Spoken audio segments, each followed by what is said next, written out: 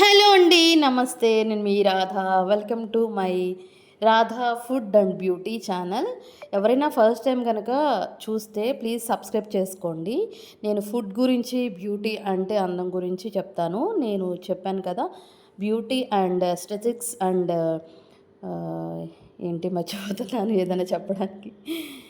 ఆహ్, ఆయుర్వేద థెరపిస్ట్ అనమాట.